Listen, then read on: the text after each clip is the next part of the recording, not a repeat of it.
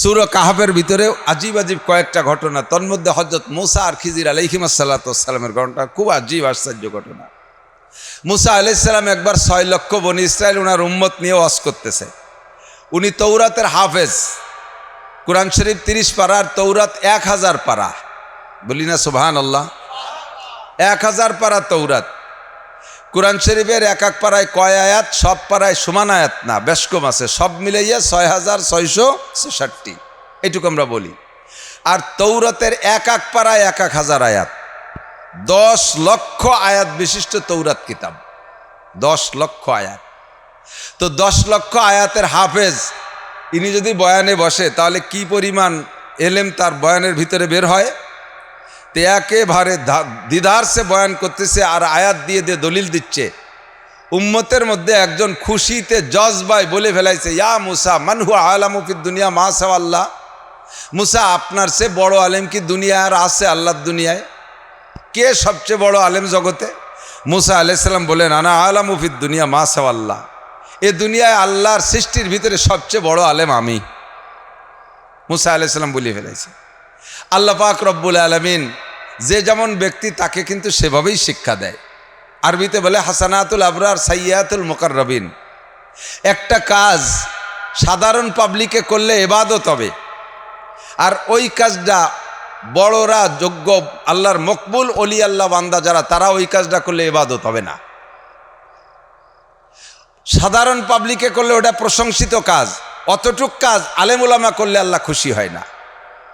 যেমন আপনারা সাধারণ পাবলিক যারা আছেন তারা সুযোগ পাচ্ছেন, আপনারা যদি সারা জীবন ভরে কোনো দিনও তাহাজ্জুদের নামাজ না পড়েন, এক্সট্রা কাওয়াবিন না পড়েন, কিয়ামতে আপনাদের জান্নাতে যাইতে 1 সেকেন্ডও দেরি হবে না যদি শুধু দৈনন্দিন 5 ওয়াক্ত নামাজ ফরজ মোটা মোটা ইবাদতগুলো আপনারা করেন, তাতে আপনারা জান্নাতি। শেখ সাদি রহমতুল্লাহ আলাইহি বলেন, আমিও না দা পরিশা রোজগার বেজে দানিশমন্দ না পরহেজগার। সাধারণ পাবলিক দৈনন্দিন ফরজগুলো পালন করা ওই ব্যক্তি আল্লাহর কাছে অত প্রিয়। একজন বড় আলেম যদি বড় আলেম যদি অট্টুক কাজ করে, সে আল্লাহর কাছে অত প্রিয় হতে পারে না।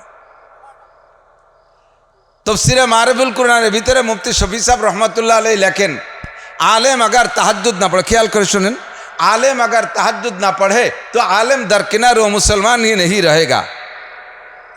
आलेमरा यदि तहज्जुदेर नामाज ना पढ़े, आलेमरा यदि तहज्जुदेर नामाज ना पढ़े तो आलेम तो दूरेर कथा मुसलमानই থাকে না।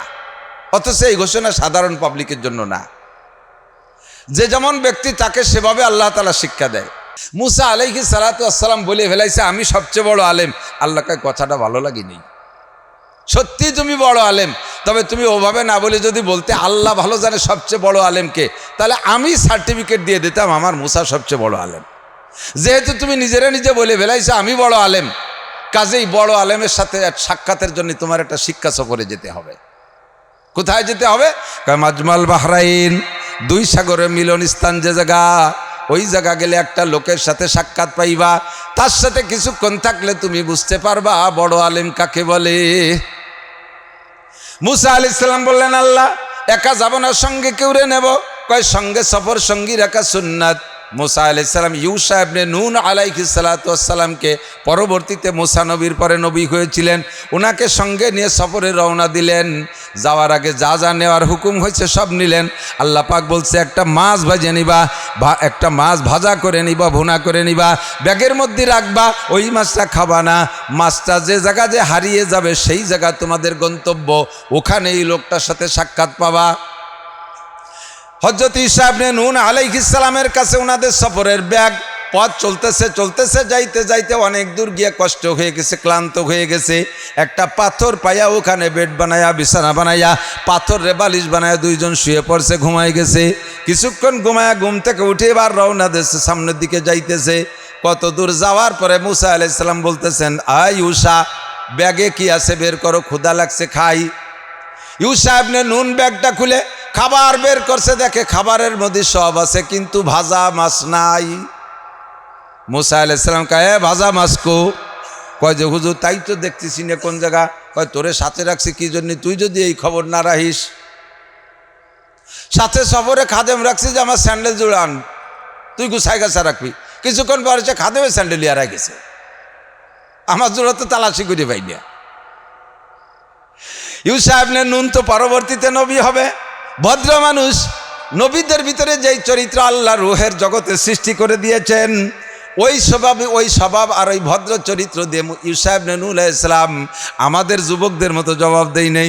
আমাদের যুবকদের যদি কইতাম ব্যাগের মধ্যে কি আছে খবর রাখবি না, ও কয় খালি আমার দায়িত্ব নেই, আপনি খবর রাখতে পারেন না।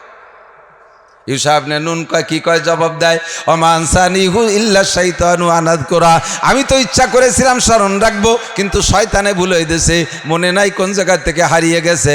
এবার ইউসা ইবনে নুন আর মুসা আলাইহিস সালাম ওই জায়গা থেকে ব্যাক করছে, মরুভূমির দেশ, বালির উপরে পায়ের ছাপ আছে, ছাপা দেখে দেখে দেখে দেখে দেখে আসছে। যে জায়গা ঘুমাইছিলেন ওই জায়গায় আইসা দেখে ওই জায়গা সাগরেরই তো পাড়, ওখান থেকে দেখে মাছটা সাগরের পানির মধ্যে ঢুকে গেছে। পানি তাজা মাছ পানির মধ্যে ঢুকে যদি সামনের দিকে চলে যায়, মাছটা যাওয়ার সময় তো কিছু জায়গা দখল করছে, সামনে চলে গেলে কি ওই জায়গা ফাঁকা থাকে না, পানি মিশে যায়, পানি মিশে যায় না। কিন্তু ওই মাছটা যে জায়গায় যে ঢুকে গেছে সেই জায়গা সারা বা সুড়ঙ্গ হয়ে রয়েছে, জায়গা পানি মিশে নেই। হযরত মুসা আলাইহিস এত বড় সুড়ঙ্গ হয়েছে, মুসা নবী সুড়ঙ্গতে ঢুকে যেতে পারে। ইউসা ইবনে নুনকে বিদায় দিয়েছে, যাও তুমি যাও, এখন আর তোমার আমার সাথে থাকা লাগবে না। ওই জায়গাতে মাছের সুড়ঙ্গর মধ্যে দিয়ে ঢুকে গেছে, যাইয়ে দেখে সাগরের তলদেশে একটা দরবেশ বসা, সালাম দিছে, আসসালামু আলাইকুম মানান্তা, সালাম দিয়ে বলছেন আপনি কে? উনি বলেন আনা খিজির। অমানান্তা, আপনি কে? কানা মুসা বনি ইসরাইল, আমি বনি ইসরাইলের নবী মুসা। কি ব্যাপার, কি জন্য আসছেন? আমি আপনার সাথে কিছুক্ষণ সফর করব। হযরত খিজির আলাইহিস সালাম বলতেছেন, ইন্নাকা লান তাস্তাতিয়া মাইয়া সবরা, ও মুসা তোমার সম্পর্কে আমি জানি তুমি ঘন কথা কওয়া পার্টি, তুমি ধৈর্য ধরতে পারো না, তোমার মধ্যে অধৈর্যের পরিমাণ বেশি, কাজে আমার সাথে থেকে তুমি বেশিক্ষণ টিকতে পারবা না। মুসা আলাইহিস সালাম বললেন ইনশাআল্লাহ পারবো। ওখান থেকে বের হয়ে আইসে এবার সাগরের পাড় দিয়ে কত দূর হাঁটছে, হাঁটার পরে সাগরের থেকে একটা শাখা নদী পাশ দিয়ে চলে গেছে, ওই নদীর পাশ দিয়ে হাঁটছে। এবার নদীটা পার হয়ে ওপার যাওয়ার প্রয়োজন আছে, নৌকায় উঠবে, খেয়া আছে, খেয়াওয়ালা দুই দরবেশ বুজুর্গ, দুইজন নবী ভালো মানুষ দেখা খেয়াওয়ালাই আগেতে কন্ট্যাক্ট করছে, পার হবেন তবে পয়সা দিতে পারবেন না, পার হবেন পয়সা দিতে। কাজটা ভালো না মন্দ? ভালো কথা না, পার হবেন পয়সা দেবেন না। শুনে মুসা আলাইহিস সালাম বলে আশ্চর্য, এত বড় নদী পার হবো, এতে পয়সা নেবে না? লোকটা তো অত্যন্ত ধার্মিক ভদ্রলোক। দুইজন নৌকায় উঠছে, নৌকায় ওঠার পরে মাঝ নদীতে যে দেখে, যে কথাটা বলবো সামনে বেশি আর বলবো না, পিছনে চলে আসবো। যেই কথাটা মুসা আলাইহিস সালাতু ওয়াস সালাম মাঝ নদীতে যখন দুইজনে গেছে, দেখো ওই নদীর ভিতরে একটা পাখিতে মুখ দিয়া সাগরের থেকে নদীর থেকে পানি পান করলো। মুসা আলাইহিস সালামকে খিজির আলাইহিস সালাম বলছেন, ভাই মুসা দেখেন পাখিটা কি করলো? কয় পানি খাইলো। আপনার বিশ্বাস কতটুক পানি পান করেছে? কয় অনুমান 1 ফোঁটা পানি পান করেছে, আর দেখলাম ঠোঁট থেকে 1 ফোঁটা পানি ঠোঁটের থেকে পড়ে গেছে। খিজির আলাইহিস সালাম বলতেছে, ভাই মুসা, পাখিটা যে 1 ফোঁটা পানি পান করেছে সাগরের থেকে, তাতে গোটা সাগরের থেকে কি পরিমাণ পানি কমে যেতে পারে? মুসা আলাইহিস সালাম কয়, আপনার সাথে আমার থাকা মনে হবে না রে বাপ, ভালো না। কে সমস্যা কি? এত কোনো বুকায়ও জিজ্ঞেস করে না, এত বড় নদী সাগর, তার থেকে 1 ফোঁটা পানি বাকিটি খাইছে। এ দুনিয়ায় কোনো কম্পিউটার কোনো যন্ত্র আছে যাই দিয়ে মাপা যাবে সাগরে একটুক পানি কমছে, 1 হাত কমছে, 1 চুল পরিমাণ কমবে? এ জিজ্ঞেস করার কি অর্থ হতে পারে? খিজির আলাইহিস সালাম বলেন, কথা বলবেন না, সফরটার নাম হলো শিক্ষা সফর। আপনাকে শেখানোর জন্য আল্লাহ আপনারে পাঠাইছে, আমারে দায়িত্ব দেশে শেখানোর জন্য। এ জায়গা শেখার কি আছে? কয় এ জায়গা শেখার হলো আপনি জেনে নেন, আপনার 1000 পারা তৌরাতের এলেম আপনার মধ্যে আছে, আর আমার মধ্যে আমার যে এলেম আছে, এইরকম হাজার হাজার নবীদের, শত শত নবীদের মধ্যে যত এলেম আছে, সমস্ত এলেম মিলাইয়া ওই পাখিটায় যে 1 ফোঁটা পানি পান করছে অতটুক পরিমাণ, আর যেই ফোঁটা পানি ঠোঁটের থেকে পড়ে গেছে অতটুকু হলো আমার এলেম, আর গোটা সাগর সমুদ্র সম পরিমাণ পানি হলো আমার আপনার আল্লাহর এলেম। আপনি 1000 পরে তৌরাতের হাফেজ হইয়া আপনি মনে করছেন আপনি সবচেয়ে বড় আলেম। ওমা উতিতুম মিনাল ইলমি ইল্লা কালিল, আপনাকে আল্লাহ সামান্য এলেম দিয়েছেন। ও দুনিয়ার বিজ্ঞানী, হে দুনিয়ার পণ্ডিত, হে দুনিয়ার ডক্টর, ইঞ্জিনিয়ার, বিজ্ঞানী যারা আছো, যত আবিষ্কার করো আমার আল্লাহর এলেমের সামনে তোমার এলেম একেবারে জাররা পরিমাণ তার চাইতেও কম। ঠিক না? তোমাকে অনেক কিছু আবিষ্কার করার ক্ষমতা দিয়েছি, পাঁচটা জিনিসের কাছে তুমি যাইতে পারবা না। এক নম্বরে ইন্নাল্লাহা ইনদাহু ইলমুস সাআহ, দুনিয়া ধ্বংস হবে, কিয়ামত হবে কবে, এইটা তোমরা কেউ কইতে পারবা না, তোমরা কেউ বলতে পারবা না দুনিয়া ধ্বংস হবে কবে। দুই নম্বরে কোন মেঘে বৃষ্টি নামবে, এইটা শিওর সংবাদ কেউ দিতে পারবা না, সম্ভাবনা কইতে পারবা, শিওর সংবাদ দিতে পারবা না। তিন নম্বরে কোন নারীর পেটে সন্তান আছে, এটা কেউ কইতে পারবা না, বাচ্চা পেটে আসার পরে মেশিন দিয়ে দেখে বলতে পারো, তবে আমি আল্লাহ বাচ্চা পেটে আসার আগেও জানি ওই মহিলাটার গর্ভধারণ করার ক্ষমতা আছে না নাই, কয়টা কন্যা সন্তান আছে, কয়টা পুত্র সন্তান আছে, নাকি মোটেই নাই, সব জানে কে? ইয়াহাবুলি মাইয়াশাউ ইনাসা ওয়া ইয়াহাবুলি মাইয়াশাউ যুকুর আও ইউযাওবিজুহুম যুকরানা ওয়া ইনাসা ওয়া ইয়াজআলু মাইয়াশাউ আকীমা। যাকে খুশি ছেলে আল্লাহই দেয়, যাকে খুশি মেয়েও আল্লাহই দেয়। জোরে বলেন ছেলে মেয়ে কে দেয়? আবার অন্তর থেকে বলেন, সত্যি কথা বলেন, কে দেয়? না, ভেজাল আছে। ছেলে মেয়ে কে দেয়? ছেলে দেয় আল্লাহ, মেয়ে দেয় বৌতি। আরে হয় তো বেশি বেশি মাইয়ে হলি বৌডারে বাড়িউন কে? মাইয়ে যদি আল্লাহরই হাত হয় তা বউ মারেন কে? যদি কোনো বেটার বোর বেশি কোনো মেয়ে হয়, ছেলে না হয়, শ্বশুর শাউড়িও ওই বউডারে কোণঠাসা করে রাখে, সংসারের ভিতর ওর চাপের মধ্যে রাখে, ওরে মোটে চোখ পাইতে দেখতে পারে না। সন্তান হইলে, পুত্র সন্তান হইলে বাপের চাইতে মা খুশি হয় বেশি, কারণ সব সন্তানের ভিতরে সন্তান দুই প্রকার, কন্যা আর পুত্র। কন্যাগুলো বাপের দলে চলে যায় আর পুত্রগুলো মার দলে চলে যায়। সাংসারিকভাবে একটা রাজনীতি চলে, ঠিক না? একটা দলাদলি আছে না? আপনি আপনার স্ত্রীর গায়ে হাত দিয়ে দেখেন, ছেলেগুলো বড় হলি, ছেলেরা কি করে, ওরা গায়ে হাত দেয় না কিন্তু কথা কমে, আব্বার কোনো বোধ বুদ্ধি নাই। আপনি কি বলে আমার মার গায়ে হাত দিলেন? যদি আজকে আপনি আব্বা না হতেন তারই দেহায় ছাড়িয়ে দিতাম। আর বেশি মাত্রাগুলো তো বুড়োরে গেটি ধরে তবলিগি হটায় দেয়, ঠিক না? মাইয়েগুলো কি এর ওই সময় আপনি যদি আপনার স্ত্রীকে মারেন, মেয়েগুলো কি করে, মেয়েগুলো যাই ওর মারে রাগ করে, তুমি বুড়ো হয়ে গেলে বাতাসে বোঝো যে আব্বা একটু খ্যাটকেটি, তা কোথায় কোথায় অত তর্ক করার কি দরকার? ওরা চলে যায় বাপের দলে আর ছেলেরা চলে যায় মার দলে। সেই মাইয়ে বেশি হওয়ার কারণে তুমি আবার বউরে টর্চারিং করো, তাহলে তোমার ইমান নাই। সন্তান যে আল্লাহ দেয় এ কথা খালি মুখে কয়, এ কথা তোমার অন্তরের কথা না, ঠিক কিনা? ইয়াহাবুলি মাইয়াশাউ ইনাসা ওয়া ইয়াহাবুলি মাইয়াশাউ যুকুর, যাকে খুশি ছেলে আল্লাহই দেয়, যাকে খুশি মেয়েও আল্লাহই দেয়। তবে এক জায়গায় একটু ওয়াজ করে যাই, খেয়াল করেন। আল্লাহর নবী বলেন, যাকে আল্লাহ তাআলা পরপর তিনটে কন্যা সন্তান দান করে, ফাআল্লামাহুন্না ওয়া আদ্দাবাহুন্না, আর মেয়েগুলোকে দ্বীনি ইলম শিক্ষা দেয়, আদব আর ভদ্রতা শিক্ষা দেয়।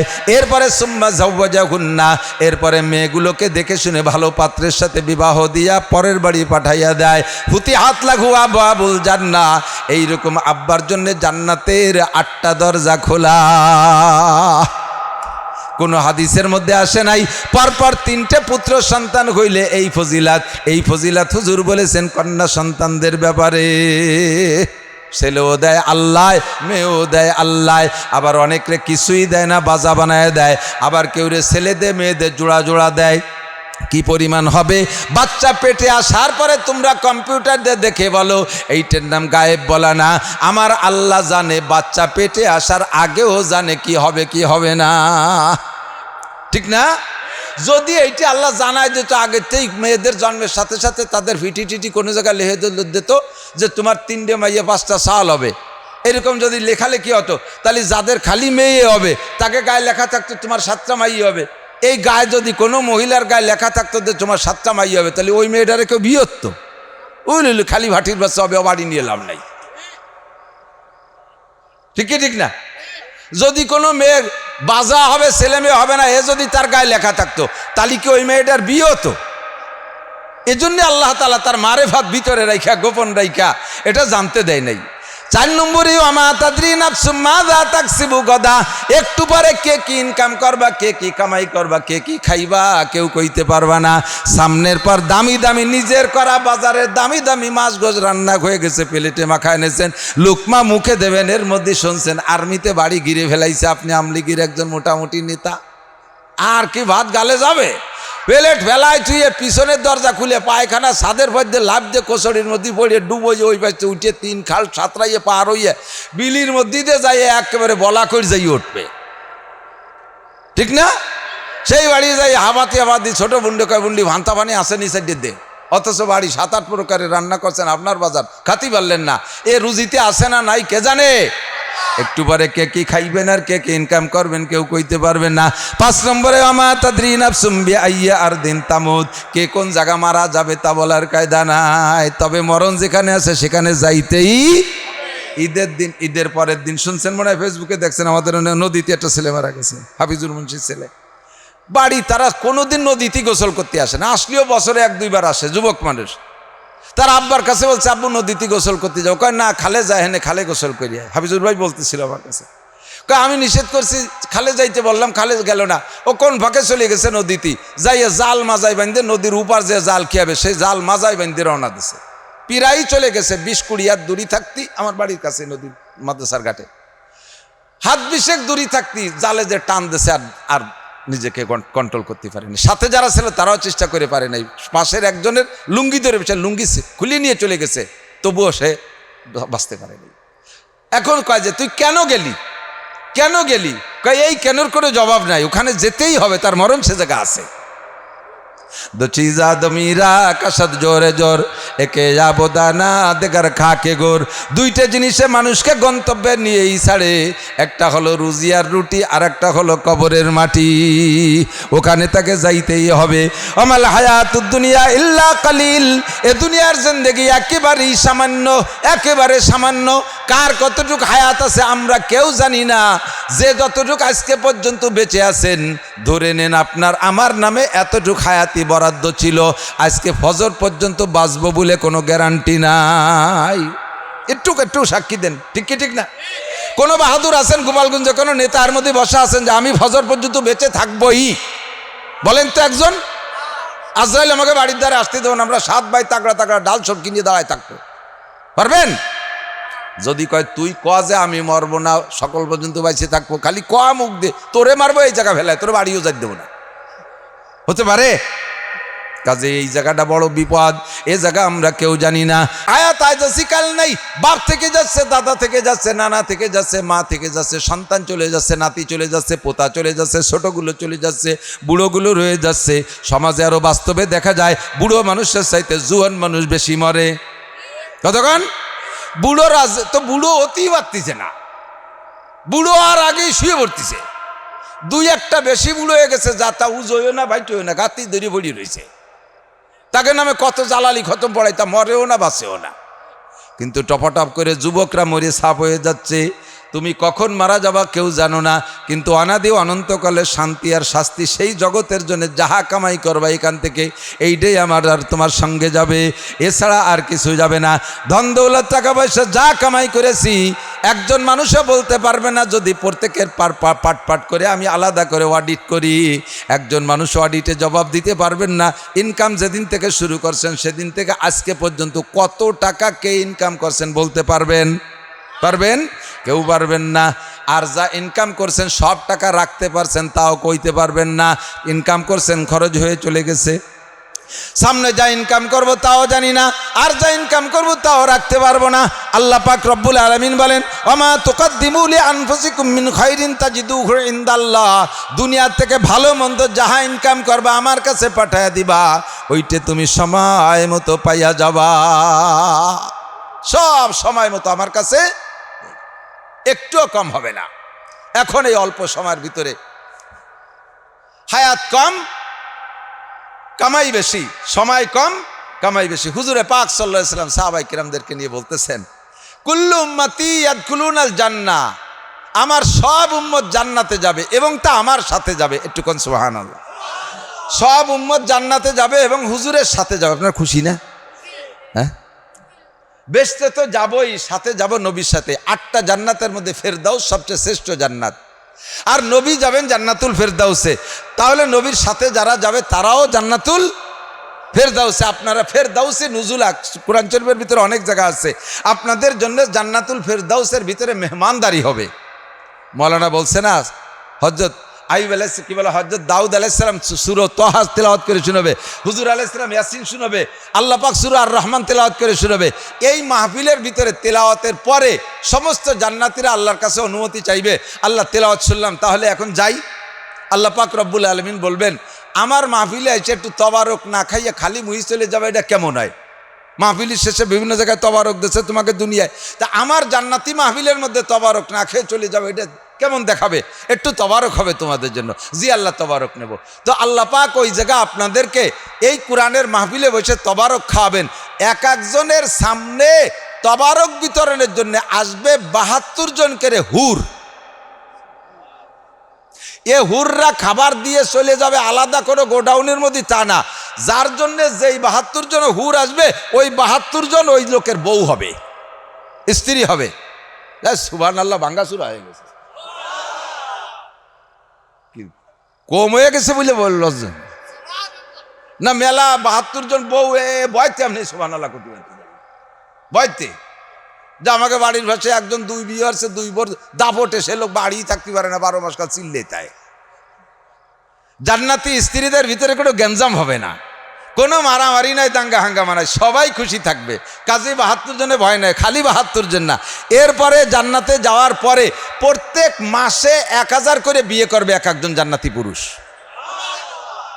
আল্লাহু আকবার, 1000 করে বিয়ে করবে। ও বোর অভাব হবে না, ও জায়গা চাইরে নাও দেন মহরে টা দেওয়া লাগবে না, বিয়ের বাজারও করা লাগবে না, বউরে কামাইরে খাওয়ানো লাগবে না, 1000 করে বিয়ে করবেন। বলি সুবহানাল্লাহ। তো এই 72 জন করে হুর, মহিলারা আবার মনে মনে রাগ আসছে যে উনরা 72 জনের পারে, আমাকে কয়টা তা তো করলো না। এক একজন মহিলা কয়টা স্বামী পাবে তা তো একটা দরকার আছে না, তা দরকার নাই। দুনিয়ায় যেমন একজন মহিলা একাধিক স্বামী গ্রহণ করা বদনাম, একজন পুরুষের 4টে বিয়ে করলেও 4টে বিয়ে অনুমতি আছে, 4টে তো করতে পারবে না, কি বলেন? একজন পুরুষের 4টে বিয়ে করতে পারবে। কয়টা বিয়ে? 4টে বিয়ে করতে পারবে, 4টে বিয়ে করতে, 4-এর বেশি একসাথে রাখতে পারবে না। তো মহিলারা যত বড় শক্তিশালী তসলিমা নাসরিন হোক আর আন্তর্জাতিক খ্যাতি সম্পন্ন কোনো নুস্য মহিলা হোক, শরিয়াতে, ইসলামী শরিয়াতে কি তাকে একাধিক স্বামী গ্রহণ করার অনুমতি আছে? আছে। পুরুষরা যদি 4টে বিয়ে করে জায়েজ আছে, তবে সমাজে একটু কয়ে যায় ফাঁকে ফাঁকে, দিক তাকান, সমাজে যদি কোনো পুরুষ একাধিক বিয়ে করে, তার আগের বউটা তো রাগ হয়ই হয়, সাথে প্রতিবেশীরাও ওই পুরুষটারে খুব ঠাট্টা করে, চরিত্র ভালো না, দিয়ে নাই এক বউতি ভরান ভরে না, নুসু আবার 3টে বিয়ে মারাইছে। এই বাংলায় কয় না, এগুলো কয় না। একাধিক 4টে বিয়ে করিয়া স্ত্রী হিসেবে ব্যবহার করা হারাম না হালাল? একাধিক বিয়ে করলো না, খুব লোকটা ভালো, একটা বউ নিয়ে থাকলো, বিভিন্ন প্রয়োজনের সময় বউরে পালো না যাইয়া আর এক বাড়ি যে ধরা খাইয়ে জুতোর বাড়ি খেলো, এটা ভালো? বিয়ে 2টে করলো না, আকাম করে করে ধরা খাইয়ে জুতোর বাড়ি খায়, এ লোকটা ভালো, এ লোকটা খারাপ না। আর একটা লোক 4টে বিয়ে করে চরিত্র নিয়ে স্ত্রীর ভিতরে থাকলো, সীমাবদ্ধ থাকলো, এই লোকটার চরিত্র ভালো না, এই বলে আমরা তারা ঠাট্টা করি, এই বলে তারা আমরা ব্যঙ্গ করি। এটা দারুণ শরীয়ত বিরোধী কথা, যে একাধিক 4টে বিয়ে করছে। যদি আল্লাহ তাআলা তাদের তৌফিক দেয়, সুযোগ দেয়, কেন করবে না? 4টে গুণ থাকলে বিয়ে করতে পারে 4টে। কয়টা? 1 নম্বরে শারীরিক অবস্থা ভালো থাকতে হবে। খেয়াল করেন, শারীরিক অবস্থা মানে মোটা সোটা এরকম ভিডিও বুড়ো না, অনেক মোটাকে কিছুই নাই, কি নাই তা ক্ষতি গেলাম না, কিন্তু শারীরিক অবস্থা ভালো আছে। 1 নম্বর, কিছুক্ষণ বসে থাকার পরে উঠে দাঁড়াইছে, সোহে ঘন টিবরি মারে, আমি নূর দেখতেছি, সোহে জুনি জলে উনি নূর দেয়, তোমার আড়েরও মগজ শুয়ে গেছে, তুমি 2 বিয়ে না, তাড়াতাড়ি তুমি কাজু বাদাম খাও বাঁচতে চাও যদি। 1 নম্বরে শারীরিক অবস্থা ভালো থাকতে হবে। 2 নম্বরে ইনকাম সোর্স ভালো থাকতে হবে। বউ পালা হাতি পালার চাইতে কঠিন, ইদানিংকালে আরো বিপদ। আমাদের ছোটবেলায় আমার মা বলতো, বাবা বউ পালা হাতি পালার চাইতে কঠিন। আর এখন তো দেখি মাশাআল্লাহ, স্বামীতে ভ্যান চালায়, বউরে 2800-3000 টাকা দামের 3 পিস কিনে না দিলে উনি পড়তে রাজি না। আর সোনো প্রসাধন ইত্যাদি তো আছেই আছে, কত কঠিন।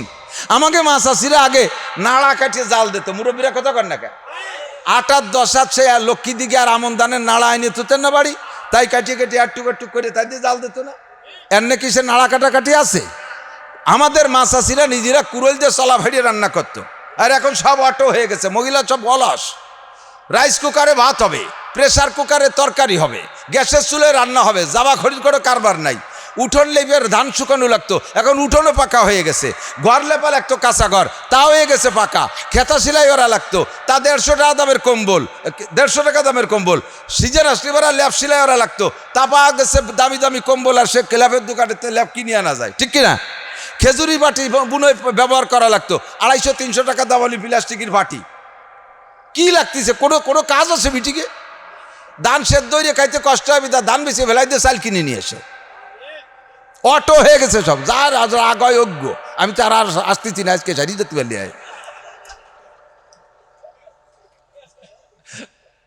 বাস্তব যেটা, সত্য কথা বলেন, সর্বদিক দিয়ে রিটায়ার্ড হয়ে গেছে সাংসারিক কাজকাম থেকে। পাতা সুরা নাই, লাকড়ি গুছানো নাই, চুলোয় জাল দেওয়া নাই, গরম কিছু করার করি নাই। সব শীতকাল আসলে আগে মাছাছিরাও মুড়ি বাঁচত না, মুড়ি না আগে হলে উড়ুম বাঁচত, ঠিক আছে না? নাই এই আমের গুণ আসলে আমের সময় একবার উড়ুম বাঁচত, উড়ুম বাজাবাজি আছে। এখন সব প্লাস্টিকের মুড়ি কিনে খায়, সব অটো হয়ে গেছে। মহিলাকে কোনো কাম নাই, কাজ নাই, শুধু মোবাইল আর টেলিভিশনের এই একটা কাজ বাহি আছে, ঠিক না? অলস হয়ে গেছে, সব অলস হয়ে গেছে। বলতে বলতে সরে চলে এসেছে অনেক দূরে। আল্লাহ একবার।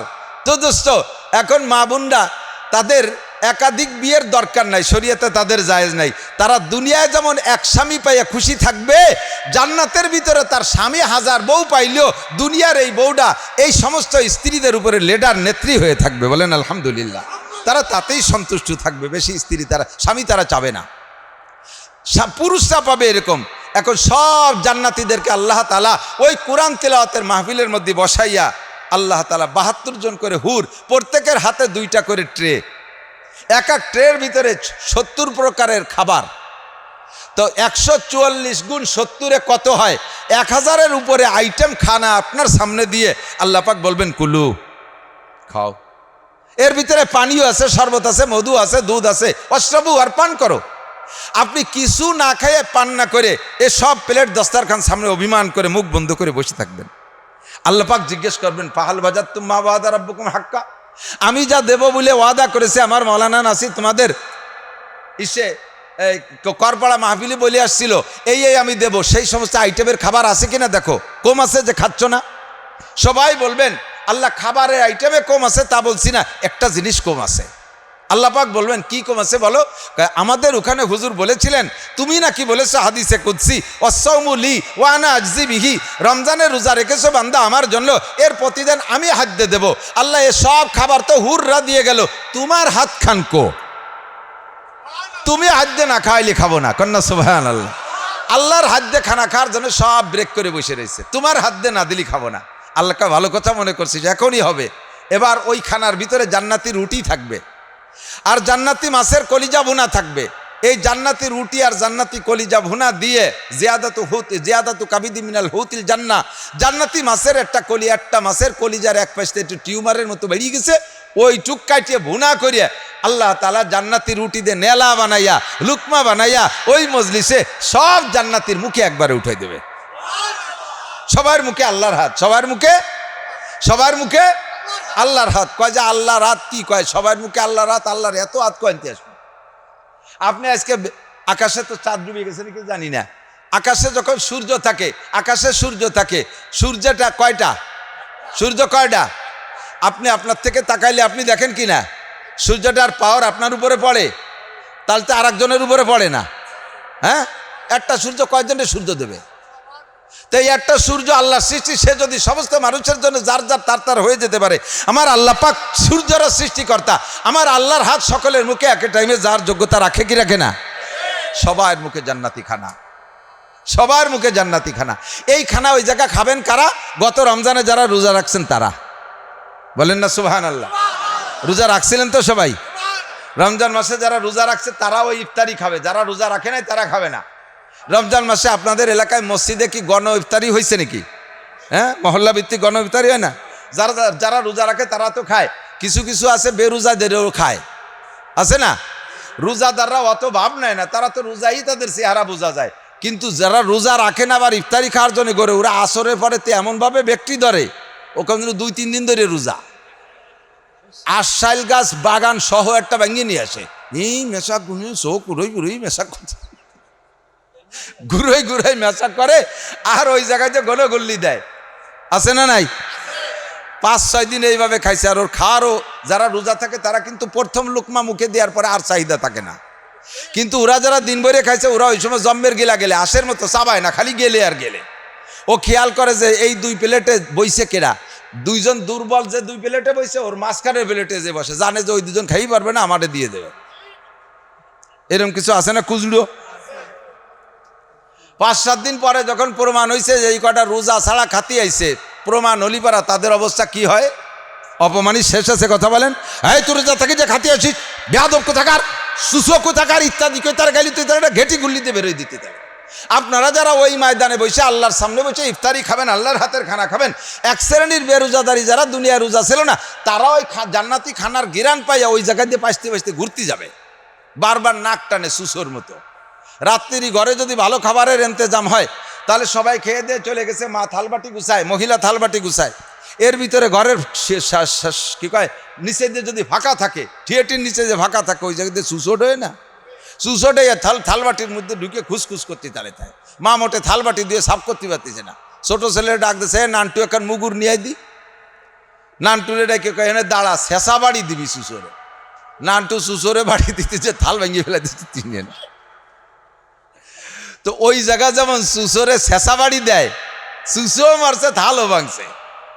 এই বেরোজাদেররা ওই জায়গাতে যখন সুসো করে ঘুরে বেড়াবে, আল্লাহ তাআলা সাবউনা আলফা মালাকিন 70,000 ফেরেশতা নামায় দেবে, অফি কুল্লি আইদিহিম শাওতুন, প্রত্যেকের হাতে একটা লাঠি থাকবে, সাবউনা জিরান, এই লাঠি লম্বা হবে 70 গজ। এই লাঠিটা কোনো বেতের লাঠি আর চাবুক আর বাংলাদেশি বাঁশের লাঠি না, মিনান নার, ডাইরেক্ট আগুনের লাঠি, ডাইরেক্ট আগুনের লাঠিতে 70,000 ফেরেশতাদেরকে দাঁড় করে দেবে। যে কয় সুসো এই জায়গার নাক টানতে টানতে আসবে, শেষা বাড়ি দিবি। রোজা না থাই আবার এই জায়গার ইফতারি খেতে হয়েছে সুসো। গত রমজানে ফেল করছি, এই পুরস্কারের হাত থেকে বঞ্চিত হয়ে গেছি। যারা রোজা রাখেন নাই, আল্লাহে যদি আগামী রমজানের আগে মারা যান, তাহলে আপনার কিন্তু এই সুসো মারা শেষা খাতি হবে। এখন থেকে দোয়া করেন, আল্লাহ বিগত যে ভুল হয়েছে আমি ওই দিন তোমার হাতের ইফতারি খাবো, বলেন আমিন। রাজি আছেন তো? ইফতারি খাওয়াবে কে? আল্লাহ হাত দিয়ে খাওয়াবে, আল্লাহর হাতের ইফতারি খাবেন, মজাই আলাদা। এক তো জান্নাতিক ইফতারি, 2 নম্বরে আল্লাহর হাতের ইফতারি। এই ইফতারি আপনি খাবেন, এইটা লোভ যদি থাকে এখন প্রতিজ্ঞা করেন, আল্লাহ তুমি কমপক্ষে আগামী রমজানটা আমাকে নসিব করো। রোজা রাহার বয়তে আমিন করলো না, দেখছেন? আগামী রমজানে রোজা রাখবেন তো নিয়ত, আল্লাহ তুমি আমাদের তৌফিক দান করো, আল্লাহ হায়াত বাড়াইয়া দাও, রমজান পর্যন্ত হায়াত দাও, আল্লাহ তুমি আগামী রমজানে রোজা রাখার তৌফিক দাও, জান্নাতের ওই মাঠে বসে তোমার হাতের ইফতারি খা নসিব করো, বলেন আমিন। আল্লাহ পাক রব্বুল আলামিন সেখানে আপনাদেরকে মেহমানদারি করবেন। চলে গেছে রমজান মাস, চলে গেছে রমজান মাস, ইনকামের মাস চলে গেছে। এখন অল্প একটু হায়াতের ভিতরে এই যে জান্নাতে খানাটা খাবেন, এই জান্নাতের নাম ফেরদাউস। জান্নাতের নাম কি? ইন্নাল্লাযীন, আমি বলি দলিল দেই, ইন্নাল্লাযীনা ক্বালু রাব্বুনাল্লাহ সুম্মা ইসতাকামু তাতানাজ্জালু আলাইহিমুল মালাইকাতু আল্লা তাখাফু ওয়া লা তাহজানু ওয়া আবশিরু বিল জান্নাতিল্লাতী কুনতুম তুআদুন নাহনু আউলিয়াউকুম ফিল হায়াতিদ দুনিয়া ওয়া ফিল আখিরাহ ওয়া লাকুম ফিহা মা তাশতাহি আনফুসুকুম ওয়া লাকুম ফিহা মা তাদউন নুজুলাম মিন গফুরির রহিম। এই দিন মেহমানদারি হবে, নুজুল মানে মেহমানদারি, আল্লাহর পক্ষ থেকে মেহমানদারি হবে। কোন জায়গায়? ইয়ারিসুল আল ফেরদাউস, আপনারা হবে জান্নাতুল ফেরদাউসের ওয়ারিস, জান্নাতুল ফেরদাউসের মধ্যে আপনার মেহমানদারি হবে। নবী পাক বলেন, কুল্লু উম্মতি ইয়াদখুলুনাল জান্নাহ, আমার সব উম্মত জান্নাতুল ফেরদাউসে আমার সাথে যাবে, আমার সাথে জান্নাতুল ফেরদাউসে যাবে, জান্নাতুল ফেরদাউসের ওয়ারিস হবে। শুধুমাত্র ইল্লা মান আবা, যারা আমার সাথে জান্নাতে যাবে ঘোষণা তো শুনলে এক শ্রেণীর উম্মত তারা জান্নাতে যাবে না, তাদের নাম হবে আবা। খেয়াল করি, খেয়াল, আমার সাথে সব উম্মত জান্নাতে যাবা, শুধু জাহান্নামে যাবা তারা, যাদের নাম হবে আবা। কি নাম? কি লমান আবা ইয়া রাসূলুল্লাহ। সাহাবায়ে কেরাম বললেন, ওগো নবী, আমার নাম আবু বকর, হাজা ওমর, হাজা ওসমান, হাজা আলী, হাজা বিলাল, হাজা সোহাইব, হাজা আম্মার। এ তো সব সাহাবার আলাদা আলাদা নাম আছে, আমাদের উপস্থিতি কাহারও নাম আবা না। আবা নামের উম্মত দুনিয়ায় কি কেউ আছে? হুজুর বলে হাজার হাজার লক্ষ লক্ষ আবা নামের উম্মত হবে। ওমান আবা ইয়া রাসূলুল্লাহ। হুজুর আবা নামের কারা, কাদের নাম আবা হবে? হুজুর বলেন মান আতা আনি, এই আমার দিক, মান আতা আনি, যারা আমার মাথা থেকে পায়ের তালু পর্যন্ত ব্যক্তি জীবনের বডিটাকে আমি রসুলের বডির মতো তৈরি করবে, আমার বডির সাথে তার বডির মিল, আমার চুলের সাথে চুলের মিল, আমার দাড়ির সাথে দাড়ির মিল, আমার মোষের সাথে মোষের মিল, আমার পাগড়ির সাথে পাগড়ির মিল, আমার টুপির সাথে টুপির মিল, আমার পোশাকের সাথে তার পোশাকের মিল। এইভাবে বডিটাকে 1 নম্বরে সাজাইবে, বডির ভিতরে ইসলাম তৈরি করবে। 2 নম্বরে আমার পরিবারের মতো পরিবার বানাবে। আমার বউ বাচ্চা, কখনো আমার মেয়েরা যায় না মার্কেট করতে, তোমার বউ বাচ্চাও গোপালগঞ্জ মার্কেট করতে যাইতে পারবে না। আমার বউ বাচ্চা বেপর্দা করে না, তোমার বউ বাচ্চা যাই বেপর্দা করতে পারবে না। আমার মক্কায় কাফেরদের বড় বড় অনুষ্ঠান হয়, একটা অনুষ্ঠানে আমার বউ বাচ্চারা যায় না। তোমার পরিবারও হিন্দুদের কোনো অনুষ্ঠানে যাবে না, দুর্গা পূজায় যাবে না, লক্ষ্মী পূজায় যাবে না, সরস্বতী পূজায় যাবে না, কালী পূজায় যাবে না, ওড়াকান্দি যাবে না, হিন্দুদের কোনো মেলায় যাবে না, দুনিয়ার কোনো নোংরা আড্ডায় যাবে না। আমার পরিবার নামাজি, তোমার পরিবার নামাজি হতে হবে, এমন করে পরিবারটা আমার সাথে মিল করাইতে হবে। 2 নম্বরে আমার অর্থনীতির সাথে তোমার অর্থনীতির মিল হবে। 3 নম্বর, আমি সুদ খাই না, তুমি খাবা না, আমি ঘুষ খাই না, তুমি খাবা না, আমি চুরি করি না, তুমি করবা না, আমি ডাকাতি করি না, তুমিও করবা না, আমি গাঁজা বেচা টাকা খাই না, এবা বেচা টাকা খাই না, আমি হিরোইন বেচা টাকা খাই না, আমি আলঠেলা জমির ফসল খাই না, আমি পরের জমি জাল দলিল করি না, আমি টন মারিয়ে খাই না, আমি মন মারিয়ে খাই না, আমি রাস্তার কন্ট্রাক্টারই মাল মারিয়ে দিয়ে ওই রাস্তাকে দুর্বল বানাইয়া ওখান থেকে আমি হারাম কামাই করে খাই না। আমার অর্থনীতি যেমন স্বচ্ছ, তোমার অর্থনীতি যদি তেমন স্বচ্ছ হয়, তাহলে তুমি হবা আমার সাথে জান্নাতুল ফেরদাউসের বাসিন্দা। 4 নম্বরে আমার সামাজিক অবস্থা যেমন তোমার সামাজিক অবস্থা তেমন হবে। আমি একজন সমাজপতি, আমার নবী কিন্তু সমাজপতি। কথা বলেন, আমার নবী সমাজের মাতুব্বার। বেইনসাফি কোনো বিচার নবী করেন নাই, উল্টো পাল্টা কোনো ঘুষ খায়া নবী বিচার করেন নাই। ও সমাজের মাতুব্বার, আমার দিক, সমাজের মাতুব্বার যারা আছেন, যারা যতটুকের মাতুব্বারি করেন, আমার কানে আসে শুধু কোর্ট কাছারির বিচারকদের সম্পর্কে আমরা তাদের সম্পর্কে অপবাদ দেই, তারা ঘুষ খায় ভুল বিচার করে। আরে সমাজেও এক শ্রেণীর মাতুব্বার আছে, সালিশ করে, তারাও ঘুষ খায়া উল্টো পাল্টা বিচার করে, কি করে না? আছে না নাই? অপরাধীকে ঘুষ খাইয়া বাঁচাইয়া দেয়। এরকম ঘুষখোর যারা আছো, সাবধান হয়ে যাও। কুল্লুক, আল্লাহ নবী বলেন, আল্লাহ নবী সাল্লাল্লাহু আলাইহি ওয়াসাল্লাম বলেন, কুল্লুকুম রাঈন ওয়া কুল্লুকুম মাসউলুন আন রাইয়াতিহি। তোমরা সকলে রাখাল। রাই মানে রাখাল। রাখাল কাকে বলে? গরু, ছাগল, উট, দুম্বা, ভেড়া, ঘোড়া, গাধা যারা চড়ায় তাদেরকে রাখাল বলে। মালিকের রাখালের কাছে যে কয়টা পশু দিয়ে ঘাস খাওয়াইতে পাঠায়, সন্ধ্যাকালে বা সপ্তাহের শেষে বা দিনের শেষে সব কয়টা প্রাণীকে হিসাব নিয়ে নেয়। কয়টা দিছিলাম তোমার কাছে, সবগুলো আনছো কিনা হিসাব নেয় কি নেয় না? হিসাব নেয়। নবী পাক বলেন, কুল্লুকুম রাঈন, তোমরা সকলে রাখাল। যাকে যতটুকের রাখালির দায়িত্ব দেওয়া হয়েছে, কিয়ামতের ময়দানে আল্লাহ পাকের সামনে তাকে ততটুক রাখালির জবাব দেওয়া লাগবে। তোমার ফ্যামিলির সদস্য 7 জন, 7 জনের হিসাব দিয়ে যাও। তুমি মেম্বার, তুমি ওয়ার্ডের দায়িত্ব নেছো, নিজেকে নিজে যোগ্য মনে কইরা নিজে প্রার্থী সাজে তুমি দায়িত্ব নেছো। জনগণ তোমাকে ভোট দিয়েছে, তোমার এই ওয়ার্ডের জনগণের হিসাব দাও। কে খাইলো আর না খাইলো, কে পড়লো আর না পড়লো, কে মাল পাইলো আর না পাইলো। মেম্বার, তোমার বাড়ি যার রাস্তাটা পাকা বানায় নেছো, ভোটারের বাড়ি যার রাস্তা কেন বানায় দাও নাই?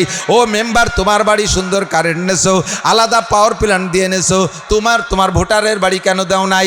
আরে তুমি তো নামাজ পড়েছো, তোমার ভোটাররা কেন নামাজ পড়ে নাই? তুমি তো এগুলো করেছো, ওগুলো করেছো নিজের জন্য, জনগণের জন্য কি করেছো জবাব দিয়ে যাও। চেয়ারম্যানকে ইউনিয়নের জবাব দেওয়া লাগবে, উপজেলা চেয়ারম্যানকে উপজেলার জবাব দেওয়া লাগবে, এমপি সাহেবকে পুরো সিটের জবাব দেওয়া লাগবে, আর মন্ত্রী মহোদয়কে মন্ত্রণালয়ের হিসাব দেওয়া লাগবে, প্রধানমন্ত্রীকে গোটা দেশের হিসাব আল্লাহর কাছে দেওয়া লাগবে। আমার বাবারা, ছেলে কি করে, মেয়ে কি করে খবর রাখেন না। রাস্তাতে ঈদের সময় দেখছি, গতকালকে গেছি ঢাকায় মাহফিলে, পদ্মার স্বরের উপর দিয়ে আরে কপাল কি পরিমাণ যে বুজুর্গারের দিন আল্লাহ বিল্লে করতেছে বসে বসে, দুইজন জায়গায় বসে বসে একেবারে কবুতরের বাচ্চায় যেমন খাওয়ায় না ওই এরকম কবুতরের আদার খাওয়ানোর মতো খাওয়াচ্ছে বসে বসে। আমি মনে হচ্ছে ওরা সুরো ভাতে মস্ক করতেছে। এই যে অর্ধ উলাঙ্গিনী আদা লেংটি মহিলাগুলো, এরা কি আসমান থেকে ডাইরেক্ট প্যাকেটে নাজিল হয়েছে নাকি দুনিয়ার কোনো আব্বার মেয়ে? কতক্ষণ দুনিয়ার কোনো আব্বার মেয়ে? ও আব্বা তুমি মসজিদে বসে জিকির করো, মা তুমি ঘরে বোরকা পরে বসে আছো, তোমার অর্ধ উলাঙ্গিনী মেয়েটা রাস্তায়। নবী পাক বলেন আমার পরিবারের মেয়েরা এমন চলাফেরা করে নাই, পরিবারটাকে আমার সাথে মিলাও। যদি আমার সাথে জান্নাতুল ফেরদাউসে ওই কোরআন তেলাওয়াতের মাহফিলে বইসা আল্লাহর হাতের ইফতারি খাইতে চাও তাহলে পরিবারটাকে আমার সাথে মিলাও। 4 নম্বর। 5 নম্বরে তোমার অর্থনীতি আমার অর্থনীতির সাথে মিলাও। 4 নম্বর। 5 নম্বরে আমার রাজনীতির সাথে তোমার রাজনীতি মিলাও। আমরা গোপালগঞ্জের মানুষ 95% 5% রাখছে আলাদা, বিভিন্ন দলে থাকতে পারে, যেহেতু গণতন্ত্রের দেশ, স্বাধীনতার দেশ, এ দেশে যার যার রাজনীতি করার অধিকার আছে, আছে না নাই?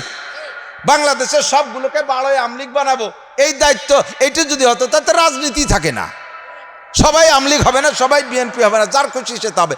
তো যেহেতু আমাদের বঙ্গবন্ধুর গোপালগঞ্জ, আমাদের প্রধানমন্ত্রীর গোপালগঞ্জ, কাজেই সেই সুবাদে এ জায়গায় 95% মানুষ আমলিগ করবে, এটাই স্বাভাবিক। 5% এদিক ওদিক থাকতে পারে, তবে আমলিগ করব। আমলিগে এমনভাবে করব না যে আমলিগ করতে গেলে আমার আখেরাত নষ্ট হয়, কথা কয় না। আমলিগ করব, তবে আমার ইমান বিক্রি করে আমলিগ করব, কথা কয় না কেন? আমার যেই আমলিগের কারণে আমার নবী অখুশি হয় ওই আমলিগ আমি করি না, যে আমলিগের কারণে আমার আল্লাহ অখুশি হয় ওই আমলিগ আমি করতে রাজি না। আমলিগ অতক্ষণ করব যতক্ষণ পর্যন্ত আমার আমলিগ করাকে আমার নবী সমর্থন করে, অতক্ষণ করব। আস্তে কলো, বেঈমান হয়ে যাইতে রাজি আছেন নাকি? আমার রাজনীতি সব লাথি মারি যদি আমার ধর্মের সাথে কন্ট্রাডিকশন হয়, আমার ধর্মের সাথে যদি বিরোধ হয়, নবী ওয়ালা আদর্শের সাথে যদি বিরোধ হয়, আমলিগেও লাথি মারি, বিএনপিকেও লাথি মারি, বাংলাদেশের সব রাজনীতির জেনারেল দলকে লাথি মারি, যদি আমার রাজনীতি দল আমার নবীর রাজনীতির সাথে বিরোধ হয়ে যায়। ঠিক কি ঠিক না? আমার নবীর রাজনীতির সাথে মিল করে আমি বলি, মাঝে মাঝে বলি যে তোমরা একদল আসো পাইকারি দরে আমলিগালাকে জাহান্নামে ফাটাই দিচ্ছ, যে আমলিগ হলি সেটা মুসলমান না, এই আকিদের এক শ্রেণীর মানুষ আছে। ওই দিক গেলি কয় যে আপনি কি মুসলমান না আমলিগ? চিন্তা হতে পারে। আমার বাড়ি গোপালগঞ্জ, আমি তো হুজুর, সব হুজুরকে এক দল বা যে কয় দলই থাক, কোনো না কোনো দলে তো আছি হুজুরকে দল। বাইরের ডিস্ট্রিক্টে মাহফিল করতে গেলে আমারে শুনেই কয় হুজুর আর ফাইলি না, গুফাইলি হুজুর নিয়েছে। এত হিংসা আমাদের। আমি বলি দেই, তুমি ফতোয়া দাও, একটা লোক আমলিগ করে জীবন ভরে, লোকটার যদি মরণের সময় কলেমা নসিব হয় ওই লোকটা জান্নাতি হবে, এর মধ্যে কোনো সন্দেহ নাই। তো ওই লোকটা আমলিগ করে মরার সময় যদি কলেমা পড়ে বেসতে যাইতে পারে, তাতে তোমার আমার হিংসার কি আছে? তুমি ফতোয়া দিয়ে তারা কাফের বানায় দিচ্ছ কেন? তুমি বড় পীরের মুরিদ আছো, অথচ মরার সময় যদি তোমার কলেমা নসিব না হয়, তাহলে তুমি যত বড় পীরের মুরিদ হও আর পীর হও না কেন, তুমি কিন্তু জাহান্নামী। আমি জানি এমন এমন আমলিগ আছে, এমন এমন বিএনপি আছে, বিএনপি আমলিগ দুই দলটা একসাথে মিলেই করতে আসেন, আবার সময় তো খারাপ, সে কোন যাইতে এমন এমন জেনারেল রাজনীতিবিদ আছে আমলিগ করে, লোকটা তাহাজ্জুদের নামাজ জীবনও ছাড়ে নাই, যেদিন থেকে শুরু করছে 5 ওয়াক্ত নামাজ তাকবীরে উলার সাথে পড়ে, 3 চিল্লা একটা না দেশে, এরপরে নিসাবি চিল্লা দেয়, আলেম উলামাকে মাথার মুকুট মনে করে, কোনো বিয়াদবি করে না। লোকটা মাসে 1 খতম কোরআন শরীফ পড়ে, যা জাকাত হইছে পাই টু পাই হিসাব করে জাকাতগুলো দিয়ে দিছে। লোকটার পয়সা আছে, বছরে একবার উমরা করে, হজ করছে 2 বার, মাথায় পাগড়ি পরে, সুন্নতি টুপি, গায়ে জুব্বা, লম্বা দাড়ি, বাড়ির পরিবারের সদস্য যা আছে 100% পর্দা করায়। লোকটা বঙ্গবন্ধুকে ভালোবাসে, আমলিগ পছন্দ হয়, শেখ হাসিনাকে ভালোবাসে, আমলিগ করে। আর তুমি এই লোকটারে বলবা আমলিগ করলে কাফের, আমলিগ বেচতে যাবে না, তোমার এই কন্ট্রাক্টরই কিনা দিছে। লোকটা আমলিগ করে কিন্তু তার নবীর আদর্শের কোনো জায়গা কম নাই, কথা বলেন, নবীর আদর্শের কম নাই। নবী পাক বলেন রাজনীতি করবা তাও আমার আদর্শের সাথে মিল করে। 6টা জায়গা মিল হতে হবে। কয় জায়গা? 6 জায়গা নবীর সাথে মিল হবে। ব্যক্তি জীবন, পারিবারিক জীবন, অর্থনৈতিক জীবন, সামাজিক জীবন, রাজনৈতিক জীবন, আন্তর্জাতিক জীবন। আন্তর্জাতিক যারা আছে তারা আন্তর্জাতিকের সাথে মিল করবে। এই 6 জীবনে যে মিল করতে পারবা আমার সাথে জান্নাতে যাবা। আর এই 6 জায়গার এক জায়গা গড় মিল বাঁধবে, তো ওইটার নাম হবে আবা। ওইটার নাম কি?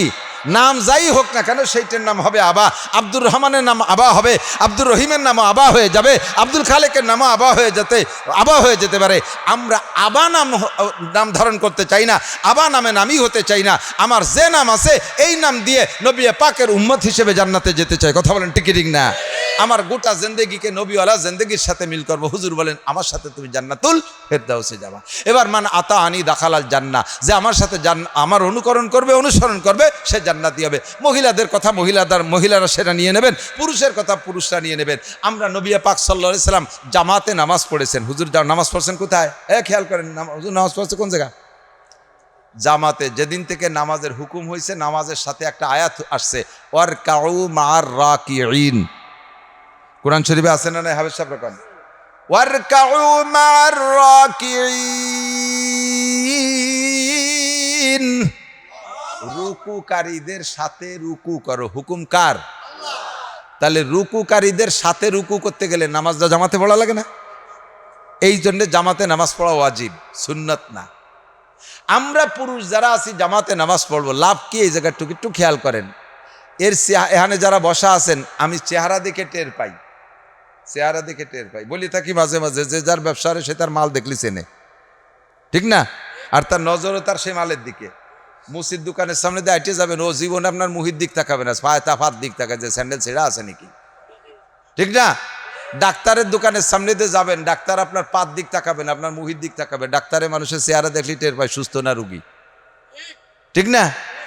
যে যার ব্যবসা করে সে তার মাল দেখলি চেনে। আমরা এই ওয়াজের ব্যবসা করি, হুজুর মানুষ আপনাদের চেহারা দেখলি টের পাই। কারে জিজ্ঞেস করলে সূরা ফাতিহা শুদ্ধ করে পড়তে পারবেন না আমি জানি, কাকে জিজ্ঞেস করলে দোয়া কুনুত শুদ্ধ করে পড়তে পারবেন, এর মধ্যে চেহারা দেখলে টের পাই। মাদ্রাসায় পড়ে যারা কোরআন শরীফ শুদ্ধ করে পড়া না শিখছেন, স্কুল কলেজ ইউনিভার্সিটিতে পড়েছেন, গ্রাম্য মক্তবের থেকে কোরআন শরীফ কোনো মতে ডাকরা পড়া শিখছেন, আল্লাহর কসম এর 99% পাবলিক নারী আর পুরুষের কোরআন শরীফ পড়া অশুদ্ধ। আর নামাজ ভাঙ্গার কারণ 19টা, কয়টা? এর ভিতরে 1 নম্বরে রাখছে নামাজ ভাঙ্গার কারণ, মাত্র যে কারণে নামাজ ভেঙে যায় তা হলো কিরাত অশুদ্ধ পড়া। কিরাত অশুদ্ধ, কিরাত পড়লে নামাজ হয় না। একটু বুঝতে হবে, প্রাণ খুলে একটু কান খাড়া করে শুনতে হবে এবং গুরুত্বের সাথে শুনতে হবে। খেয়াল করেন, নামাজ ভেঙে যাওয়ার মানে নামাজ হলো না। কি মানে? একটা লোক নামাজ টোটালি যদি না পড়ে, ঈশার নামাজ না পড়ে, তাহলে তারও যে শাস্তি, আপনি নামাজ পড়ছেন ভুল কিরাত দিয়ে, তারও সেই শাস্তি। 40 বছর নামাজ পড়ছেন ভুল কিরাত দিয়ে, একটা লোক 40 বছর নামাজ না দোজখে যাবে এবং যে পরিমাণ সাজা খাটবে, আপনি 40 বছর নামাজ পড়ার পরও সেই দোজখেই যাবেন এবং একই পরিমাণ জাহান্নামে খাটবেন। তো আর এই বুড়োকালে শুদ্ধ হওয়ার সময় নেই, ও বড়িও লাভ নাই, ঘুমোই থাকেন। আমি আপনার অত নিয়ারা হতে পারবো না কাকায়, আর ওরকম ছাড়ি দিয়েন না, যা ভরেন ও করতে পারবো না আমি। ওই যদি বলি তাহলে আমার ভাষার চামড়া থাকবে না। আল্লাহ কয় তোমার এই দায়িত্ব নীতি কইছে কে? তাহলে এই তোমার কথা শুনে যেগুলো অলসতা করে কোরআন শরীফ শুদ্ধ করলো না, অশুদ্ধ কিরাতে নামাজ পড়ছে, সবগুলোর ভুলের গুনাহ তোর গাড়ে উঠছে, আমি ছাড় দিতে পারবো না। আল্লাহর কসম, খেয়াল করতে হবে, আল্লাহর কসম, যারা অশুদ্ধ কিরাতে নামাজ পড়েন, খোদার কসম তাদের নামাজ হচ্ছে না। তসবিহ ধরে 1 কোটি বার বলবো হচ্ছে না। নামাজ না পড়লে আপনি না পড়তে পারেন, আমার কিচ্ছু আসে যায় না।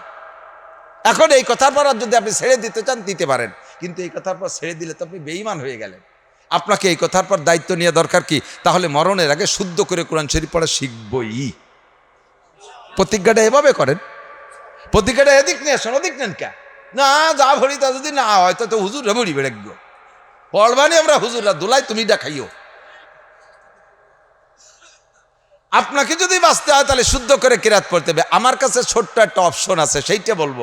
2টা অপশন। একটা হলো, আমরা হানাফি মাযহাবের লোক যারা, আমাদের মাসালা হলো, যার নামাজে ইমাম আছে, ইমামের কিরাতি তার কিরাত, মুসল্লিকে কিরাত পড়া লাগে না, সূরা ফাতিহা পড়া লাগবে না ইমামের পিছনে।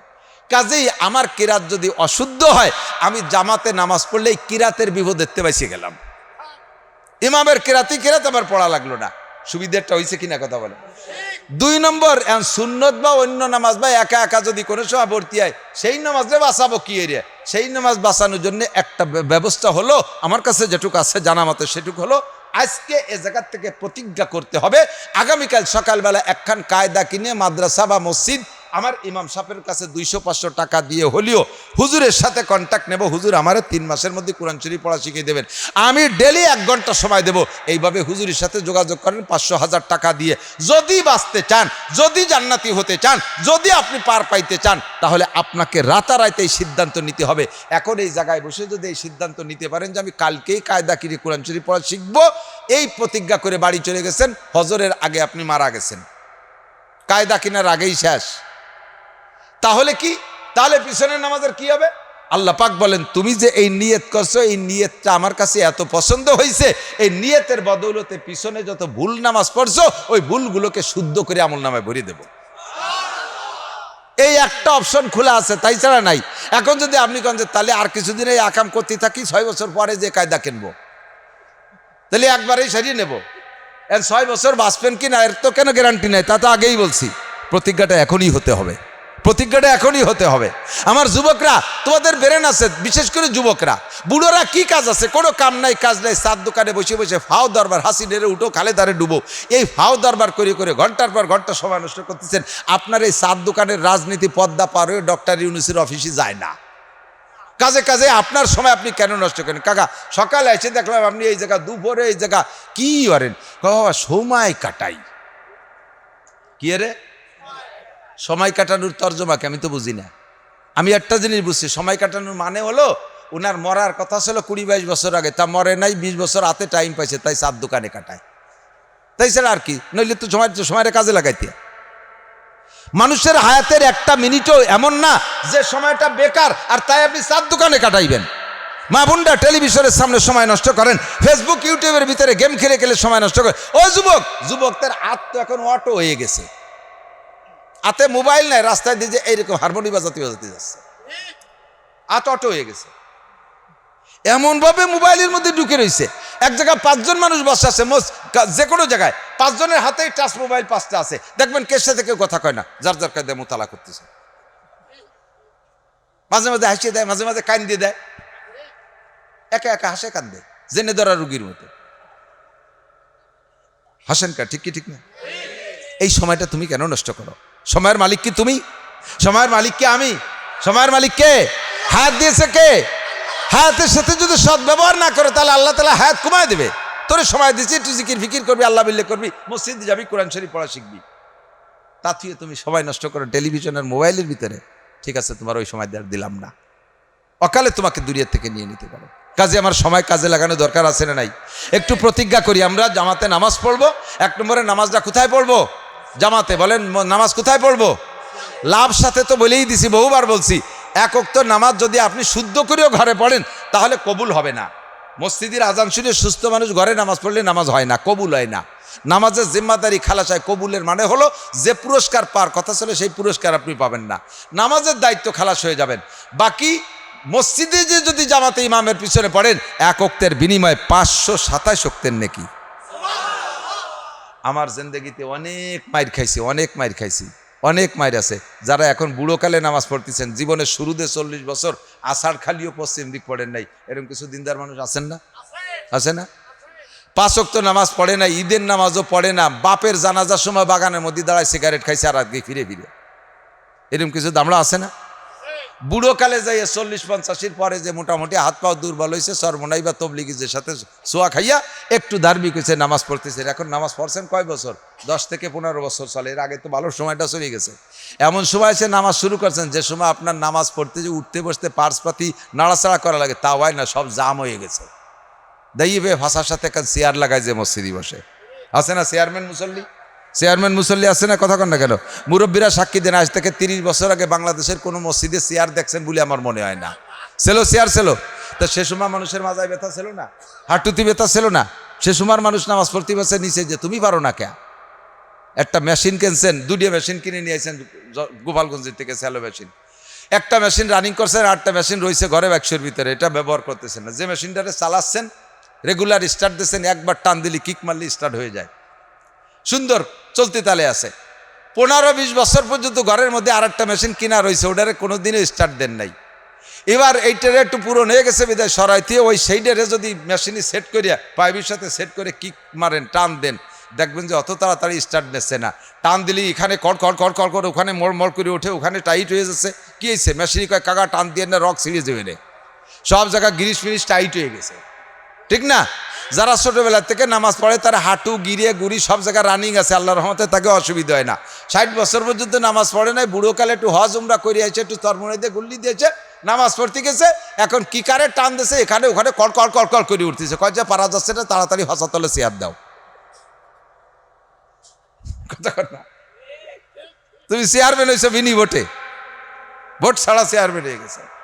তার ভিতরে আপনার চেয়ারের অনুমতি আছে, ব্যঙ্গ করতেছি না। আমাকে আল্লাহ তাআলা সারা জীবন নামাজ পড়তেছি, আমার বয়স সাবালেগ হওয়ার আগের থেকে আরো 5-7 বছর 5-6 বছর বেশি নামাজ পড়া আছে আমার, একেবারে ছোটবেলায় থেকেই নামাজ পড়ি আলহামদুলিল্লাহ। তো তারপরও আল্লাহ তাআলা আমাকে এরকম বিপদে ফেলাই দিতেই পারে। লাইসা আলাল মারিযে হারাজুন, রুগীর জন্য কোনো মশালা নাই, রুগীর যে জায়গা যে রোগ সেই জায়গা থেকে আল্লাহ তাআলা সুযোগ দিয়ে দিয়েছে, কাজেই চেয়ারে নামাজ পড়া জায়েজ আছে। কিন্তু মশালাটা তো আপনাকে জানতে হবে। যে লোকটা হাঁটতে পারে, এটি বেড়াচ্ছে, দুনিয়া বেড়ে টোটোরি বেড়াচ্ছে, আবার কুজো হয়, হাতেতে মোবাইল পড়ে গেছে, কুজো হয়ে মোবাইলে উঠলো, তাহলে কুজো হতে পারে। সেই লোক যাইয়া শুরু থেকেই চেয়ার পাইতে বসে ফেঁকা ধরে বসে রয়েছে। কি কাকা কয় সেজদা দিতে পারেন? সেজদা দিতে পারেন না, সেজদার সময় চেয়ার ব্যবহার করেন, রুকু তো দিতে পারেন, দাঁড়াতেও পারেন। এই যে কত সময় দাঁড়ায় দাঁড়ায় মেসির খেলা দেখলেন টেলিভিশনের সামনে, তাতে তো বোঝা দাঁড়াতে পারেন, তাই সেই চেয়ারে বইছেন কেন?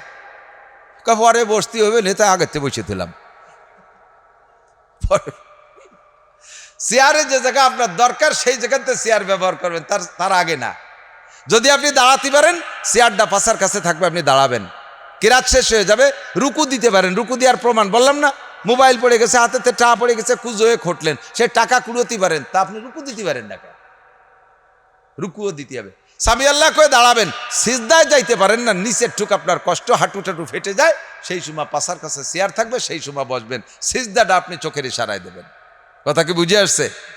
এখন আমরা জামাতে নামাজ পড়বো, পুরুষরা জামাতে পড়বো, মহিলারা মসজিদে যাবে না। খেয়াল করেন, বিভিন্নভাবে ধর্মের নামে নানান অন্যায় চালু হয়ে গেছে। ঢাকা শহরে, বিশেষ করে ঢাকা শহরে বেশি শুরু হয়েছে। মহিলারা তারাবির নামাজ পড়তে যায় মসজিদে, পুরুষরা নিচতলায় পড়ে, মহিলারা উপরতলায় পড়ে। দুনিয়ার সব জায়গা পুরুষরা উপরে, মহিলারা নিচে, মসজিদে যে মিটিংয়ে উপরে উঠে দিছে, আল্লাহ মাফ করুক। রাত্রে তারাবির নামাজ পড়ে ওই জায়গার থেকে বোরকা টোরকা ভ্যানিটি ব্যাগের মধ্যে ভরে খুলিয়ে তারপরে চলে যায় ডাইরেক্ট নিউ মার্কেট, খোলা মার্কেটে, মার্কেট করে তারাবির নামাজ মার্কেটে বেশি কিনে তুই খালি এতে বাড়ি এসে, এরপরে সেহরি খাই আবার যায় কিয়ামুল লাইল, তাহাজ্জুদের এক জামাত হয়। হুজুররা আবার তাহাজ্জুদের জামাত শুরু করছে, বলতে গেলে হুজুরকে গায়ে লাগে, না বললেও ভালো লাগে না। তারাবি পড়ে এক জায়গা, সে জায়গাতে পাবে লাখ কারিক, আবার তাহাজ্জুদ বেশি সেনতে পয়সা খাবে। নারী আর পুরুষ পিছনে দাঁড় করে দিয়ে তাহাজ্জুদ পড়ে, বিটিরা এ বাসার থেকে ও বাসার থেকে লং পথ জার্নি হাইটে যাইয়া, পায়ে হেঁটে যাইয়া 10-20 বিল্ডিং ওই পাশে যাইয়া এক জায়গায় তাহাজ্জুদের নামাজ হচ্ছে, সেই জায়গায় শেষ রাত্রি তাহাজ্জুদে যায়। রাস্তায় যদি দো পাইয়ে গাঁজা খা, শিয়েলে হাইজাক করে নিয়ে যায়, তোমার তাহাজ্জুদ যাবে রে কোন জায়গায় দিয়ে? মহিলারা সারা বছর জামাতে ফরজ নামাজ পড়লো না, খেয়াল করেন, সারা বছর জামাতে ফরজ নামাজ মসজিদে গেল না পড়তি, মহল্লায় কোনো জায়গা ফরজ জামাতে পড়ার জন্য ইমাম বানায় নিল না, অথচ গ্রাম গায়ে শুরু হয়ে গেছে মহিলারা তারাবির নামাজ পড়ে, একজন হাফেজ ঠিক করে জামাতে হয়েছে, কেউ হয় নাই?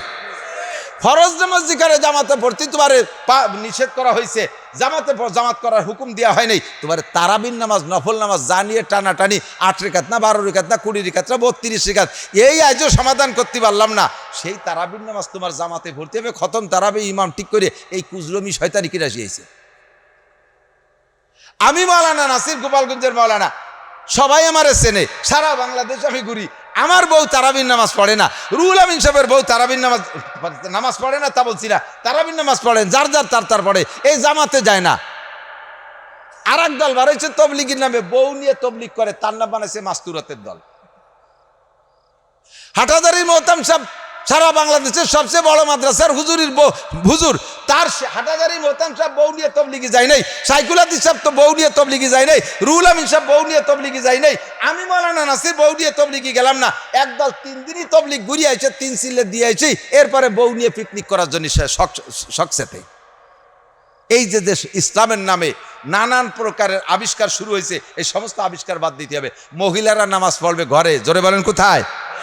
এক জায়গা তালিম করে সেই জায়গা বসে লাস্টে যাইয়া সলাতুত তসবির একটা জামাত করে, মহিলা একজন ইমাম আর পিছনে সব মহিলারা দাঁড়াইয়া, আর মহিলারা মুনাজাত করতে গেলি পারে ওকে অল্পের মধ্যে দিল নরম তো 2-4 কথা কলি কান্দি দেয়। হ্যাঁ কত কথা, বেটারা কান্দে খালি কান্দে, আর মহিলারা কান্দে গীত গায়ের কান্দে, ঠিক না? দেখবেন মহিলারা কান্দতে গেলে বিনে বিনে এতে এত কথা পায় কোন জায়গা আল্লাহ জানে। 19 সালে গেছিলাম হজে, আব্দুল্লাহ মিয়ার মানে সহযোগিতায় সরকারি প্যাকেজে গেছি। তো হজ মিশনে বসে রয়েছি নিচতলায়, আমরা কয়েকজন, ওনার সাথে কয়েকজন মন্ত্রী আছে, সচিব সাহেব আছে, কয়েকজন আছে, আমরা বসা।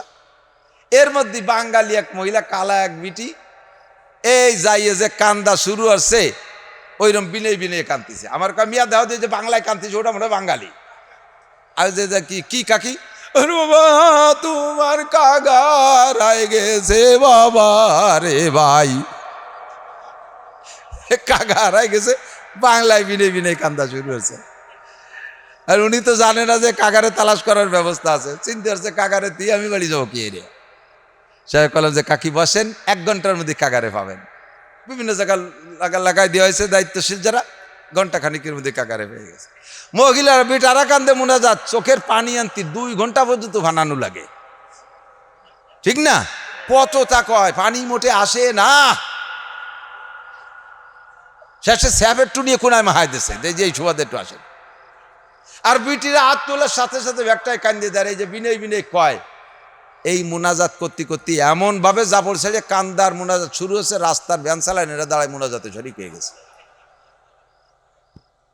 এটা আর এক শয়তানি, এটা আর এক। মহিলার তিলাওয়াতের আওয়াজ যদি বাইরের পুরুষে শোনে, তার তিলাওয়াতে তো নেকি হবেই না, হাকে যে কয়জন পুরুষের শুনছে সেই কয়জন পুরুষের সাথে জিনার গুনাহ লেখা হবে। মহিলার জিকিরের আওয়াজ যদি বাহিরের পুরুষে শোনে, তার জিকিরে তো নেকি হবে না, যে কয়জন পুরুষের শুনছে সেই কয়জন পুরুষের সাথে জিনার গুনাহ হবে। মহিলা তারাবির নামাজ পড়তে গেছে, যে ইমাম দাঁড় করাইছে সামনে, ওই ইমামের সাথে মহিলার মাহরামের সম্পর্ক না, তার সাথে বিয়ে হালাল, বিয়ে হালাল। এইরকম ইমাম যদি হয়, আর ইমামের যদি কণ্ঠ ভালো হয়, আর ইমামও বিটিকে নামাজ পড়ার শেষে খালি ভাব দিয়ে কিরাত পড়ে, যাতে বিটিরা পাগল হয়ে যায়। তারা বিশেষ অতি অতি এক বিটি তার সাথে বারোই চলে গেছে। এই শয়তানি বাদ দাও। আরে মিয়া বানাই বলি না, বাস্তব 2-4টে আমার কানে না আসলে আমি বলি না। যেই মহিলাকে এক কথা মনে রাখেন, ফরজ নামাজ তাদেরকে জামাতে পড়ার হুকুম দেওয়া হলো না, কেন তুমি তারাবির নামাজ আর সালাতুত তাসবিহ জামাতে পড়িয়া এইভাবে বিনয় বিনয় মুনাজাত করতে যাবা? কোনো দরকার নাই। সালাতুত তাসবিহ সারা জীবনে যদি একবার না পড়ে, খোদার কসম কিয়ামতে জবাব দেওয়া লাগবে না। পড়লে মোটা নেকি আছে সেটা ভিন্ন কথা, কিন্তু না পড়লে কোনো গুনাহ হবে না। সেই নামাজ জামাতে পড়তে হবে, আর তার জন্য মহিলা ইমামতি করবে, এটা সম্পূর্ণ হারাম। তালিম করতেছো, বয়ান করতেছো, সাউন্ড বক্স দিয়ে বাইরের পুরুষে শোনে, কবিরা গুনাহ, জিনার গুনাহ লেখা হবে।